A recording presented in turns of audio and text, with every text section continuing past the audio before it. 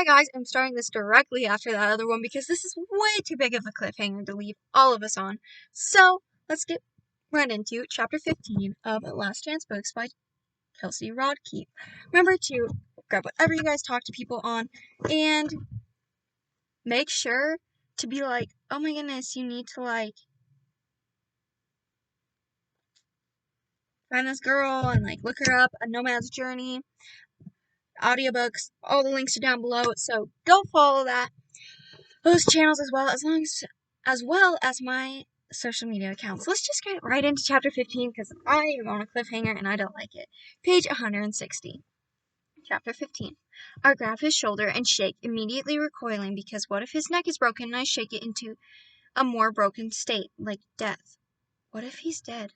Holy crap, if I killed him, he groans. Oh, I say, my body sagging over his. I grip his shoulders, my eyes close for a moment of relief, though my heart falters in my chest. His breath tickles my neck. You're not dead. The driver gets out of the car. What the heck are the first words out of that butthole's mouth? You're in the crosswalk, dude. I whip my head in this direction. You hit him! You idiot, he's bleeding! Jasper groans again, his hand traveling toward the cut on his head. I stop him, pulling his hand back to his side. His eyes stay closed. Is he okay? The guy asks, barely sounding like he cares. He glances at the crowd forming on the sidewalks. A car comes to a stop behind his and honks a horn. Can we get him out of the road? I glare at him. I want your information. You're not getting out of the road until I have it. Who are you? I'm his friend, and I'm going to make sure you pay for his medical expenses. Get your stuff now. He dashes into the car, his two big sneakers flapping on the hot road. My bare legs are burning up, rocks sticking into my sweaty skin, but I don't move. Jasper, I say quietly, my heart beating in my throat. Hey, can you hear me? What happened? I look up. Benny. Oh, what happened? I look up. Benny. His eyes are wide and his mouth falls open when he spots the blood on Jasper's forehead. Go watch the store. I've got this. He takes a half step forward before shifting backward. Are you sure? It's fine. I'm going to take him to the hospital. I watch him go back to prologue before I lean over Jasper, my head casting his face into shadow, his eyelids twitch, one eye opening a sliver. Ow. He tries to reach for the cut again, but I place my hand over both of his, resting all three on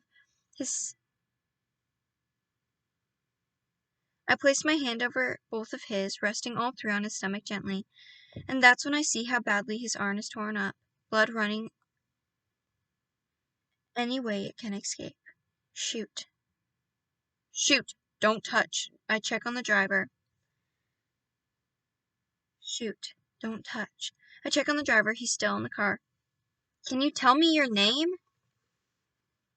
Oh. Can you tell me your name? Jasper. Last name? Hamada. Favorite color? He raises an eyebrow only to drop it and wince. What? What's your favorite color? Blue. You don't sound blue? You don't sound sure. That's not one of the questions you ask. He exhales forcefully. That's too subjective. You can't tell if my brain is scrambling by asking a subjective question. He's fine. The attitude says it all. I push some hair away from his forehead with my free hand. Well, if you know the official questions, why don't you ask them to me? How many fingers am I holding up? He wiggles his within my grip. Funny, I let go, twisting my fingers together in my lap. Here's my information, the driver says, kneeling. He's probably early 30s. He has some wrinkles around his eyes and mouth, a layer of stubble on his jaw. He hands me his driver's license, a copy of his insurance information, and a phone number written on the back of McDonald's receipt. McNuggets and McFlurry. It looks like a pen ran out of ink toward the end, but the basic shapes of the numbers are there. I take a photo of it all, along with Jasper and one of the man, who freezes as I aim my phone at him. Should I call the police? He asks uncertainly, as if I'm the adult.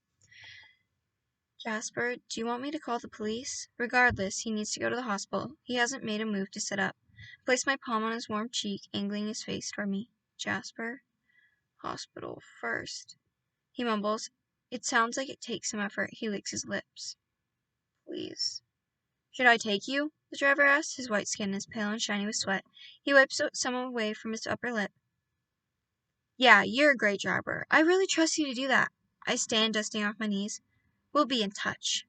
I hope I sound menacing and not just scared.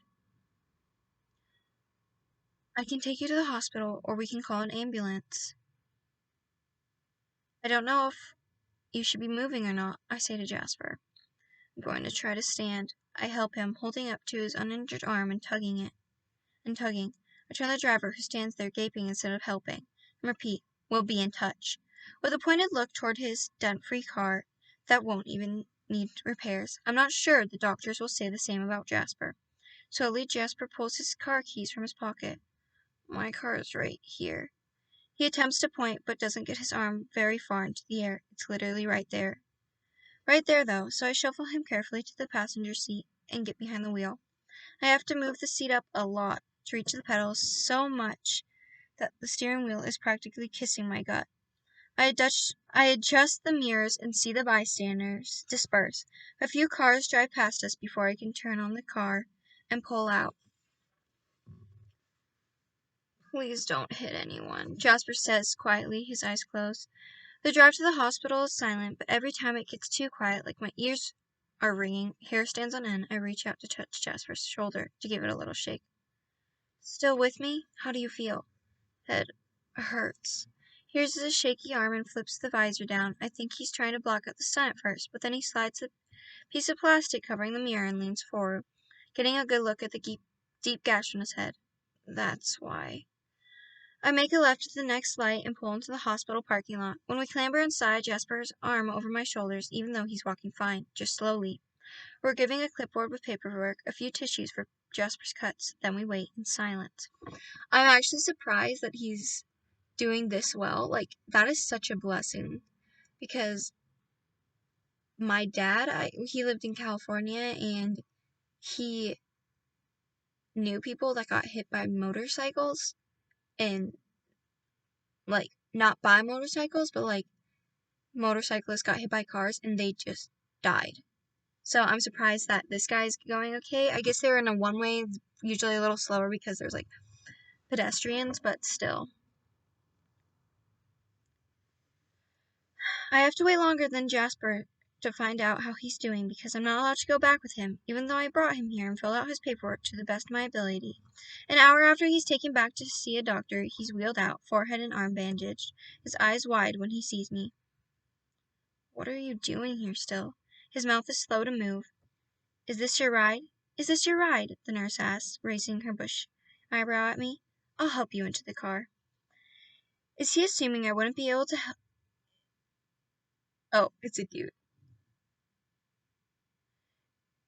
Is this your ride? The nurse asked, raising his bushy eyebrow at me. I'll help you into the car. Is he assuming I won't be able to help Jasper, or is it protocol? Is the whole point of having a nurse this intimidating just to transport people into cars? He's built thicker than Jasper's brother. No, I have to call my parents. I'm his ride, I tell the nurse. I glance at Jasper. I have your car anyway. We can call your parents on the way. Since I forgot to do that the entire time I sat here worrying. I don't exactly have a plan on getting back to B&M after I drop him off at home, but figuring out later is better than taking his car and making his family pick it back up and thinking about how this is all my fault any more than they already will. Jasper eyes me for a moment, then sighs, a weird slackness to his face. He's buzzed. He's buzzed. I feel so bad, because I know that when you have cuts on your face, instead of just shaving like half, they usually end up just shaving the whole head. Just because. So sad. Sure. I pull his car up to the sidewalk and the nurse helps him move from the wheelchair to the front passenger seat. I'm told that Jasper is on painkillers, but that he's good to take the maximum dose over-the-counter pain medicine if he needs it after today. Tylenol preferred. As if I'm going to be taking care of him, the nurse hands me his paperwork, then we head out of the parking lot in an uncomfortable silence. Jasper clears his throat, but says nothing.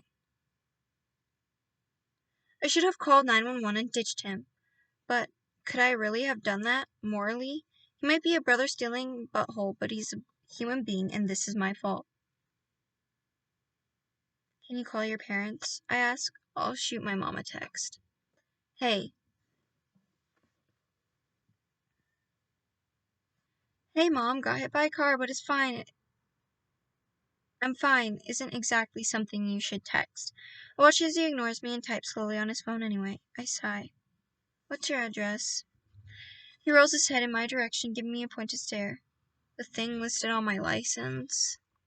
I come to a stop sign and return the look. Are you concussed or just a troll? He only lazily smirks in reply, gives me his address, and stays quiet the rest of the drive. The only sign of life he gives me is his fingers tapping against his thigh to the quiet sounds of whatever station he listened to last. After a short drive into New Cumberland, we pull up to a corner of 4th and Forge, where his two-story Victorian-esque house sits, looking eerily like a funeral home, a few streets away. Sans hearse, and signs. It's huge and white, with a porch wrapped around the sides and large windows every few feet. I have been hoping to see at least one car in the driveway, but there are none. Unfortunately, I can't just leave him here. Make him someone else's responsibility while I try to squelch my guilt. Even though staying with him would be the least I could do. Unfortunately, I can't just leave him here and make him someone else's responsibility while I try to squelch my guilt. Even though staying with him would be the least I could do. A bead of sweat trickles down the side of my neck despite the AC on full blast. I pull into the driveway and slam the car into park. Jasper's halfway out of his seat by the time I reach his door and offer help. He politely declines and takes a step. He sways, clenching his paperwork so hard it wrinkles. I lash my arm around his waist. It's weird, but I fit nicely here, tucked under his good arm. You smell nice, he says, quietly, begrudgingly. Goosebumps pop up all over my skin, a traitor to the heat. What? I glance at him, miscalculating a step and twisting my ankle. He has his head angled down toward me. You smell like vanilla. Thanks? I have no clue how he can smell my chapstick, but it's good to know the scent can power through the day. When people be on painkillers. He shoots me a shining half smile. What do I smell like? With my head so close to his armpit, I'm ready to give him a truthful answer, but he smells good. Not vanilla good, thank you very much, but good, clean, crisp, a gentler scent than the one that filled his car.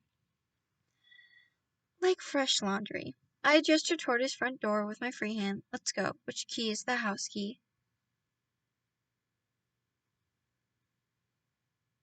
His eyes narrow mischievously. How strong were the meds the doctor gave him? If I said none of them, would you take me home? If I said none of them, would you take me home? You are home. I try not to twitch as his thumb flicks against my skin at my shoulder. It's rough, probably a little callous. It sends shivers down my spine. I meant your home. I laugh. Oh. If you would take me home. You are home. I try not to twitch as his thumb flicks against my skin and my shoulder. It's rough, probably a little calloused. It sends shivers down my spine. I meant your home. I laugh because what else am I supposed to do? He's not flirting, he's not meaning to flirt. He's just a little high, maybe confused. I offer him the lanyard with his keys on it. Thankfully, he puts me out of my misery by selecting one to open the front door.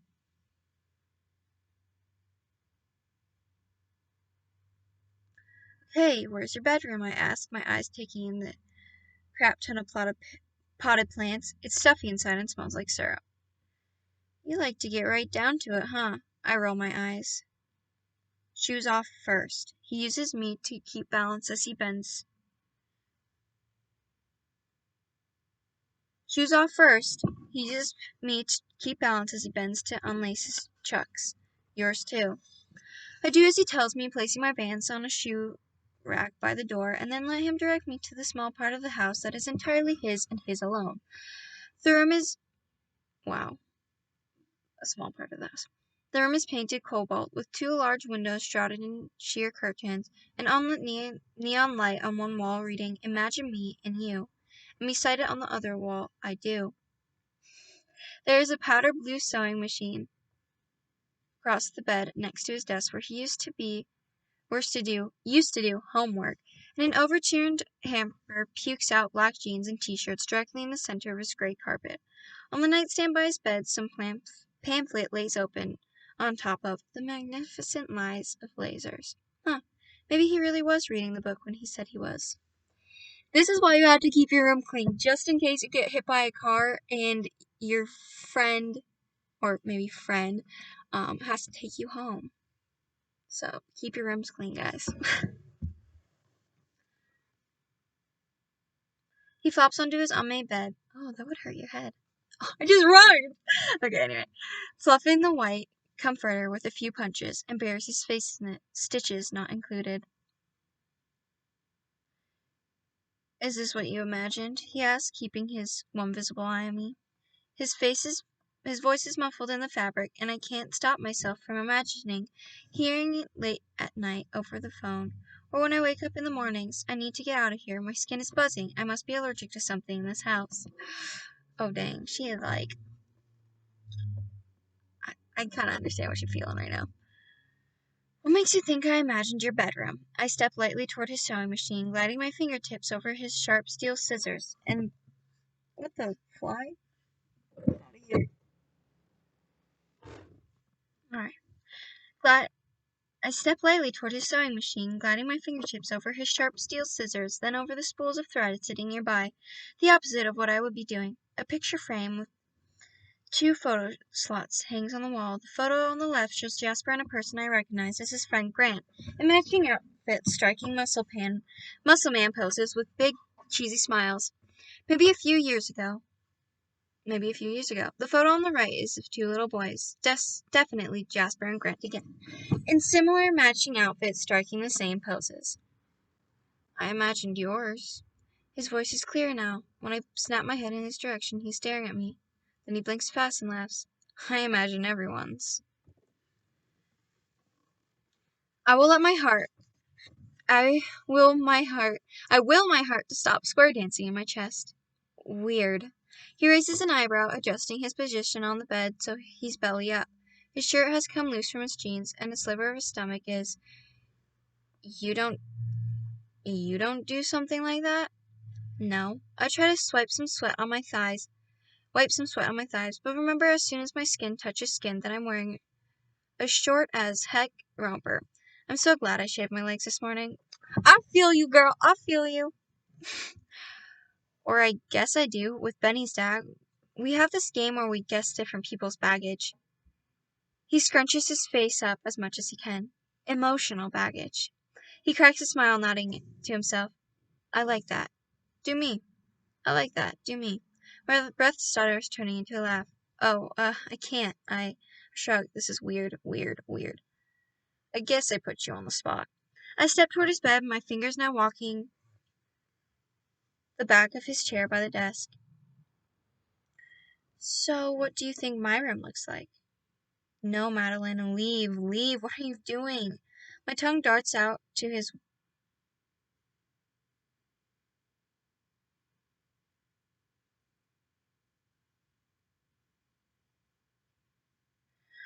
What? Oh. I'm so glad I didn't read that like I thought. So it says, his tongue darts out to wet his bottom lip. But I said, my tongue darts out to wet his bottom lip. And I was like, what is happening? But I read that wrong, so we're good. His tongue darts out to wet his bottom lip, and I can't help but track the motion. Lots of light, because it's good for reading. It's probably covered in bookshelves, every wall. Then there's probably books on your nightstand, too, whatever you're reading at the time. I imagine you read multiple books at once because you can't ever take a minute to just breathe. Pictures of you and Zelda and your family on the walls, but not in frames, probably clipped on the clothesline or something like that. And clothes all over the floor like mine, because you have no time for laundry. I perch on the edge of his bed, with his legs behind me. That was scarily close. What was I wrong about? He sits up slowly until his chin nearly hovers over my shoulder. I can feel his breath on my face.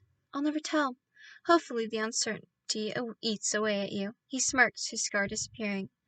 Maybe I'll see it in real life to figure out the differences. Myself. My face heats in a nanosecond, and I'm sure he can hear how loudly my heart thumps. Why do you think that'll happen?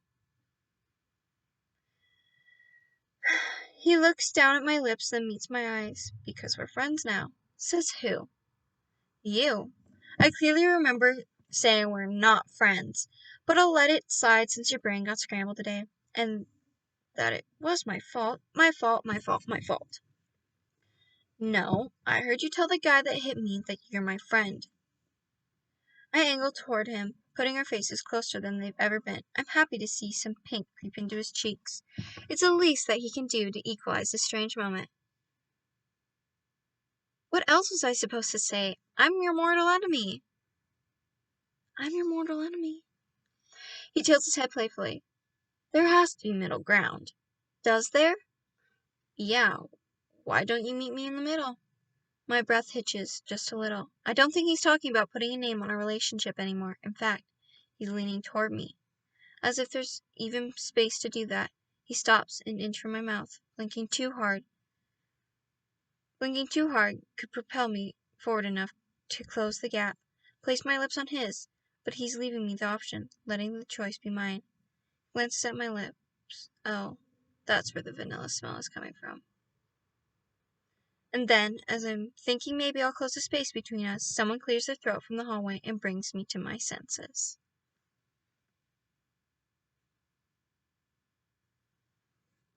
Oh my gosh, I can't. I'm stopping this video. That was the end of chapter 15. We're exceeding. I was going to only go to 14, but oh my gosh, guys. I'm going to read this until it gets dark out and I can't see anymore because I just don't think the audio works with the headlamp. Anyway, guys. Oh my gosh. Yes, I'm a little boy crazy, not girl crazy. Anyway. See you guys for chapter 16, which starts on page 172. Can't wait to see who it is. I'm not sure if we're ever going to meet the parents. It might be Luke. We won't know till we get there. Subscribe, tell other people. See you guys next time. Ciao!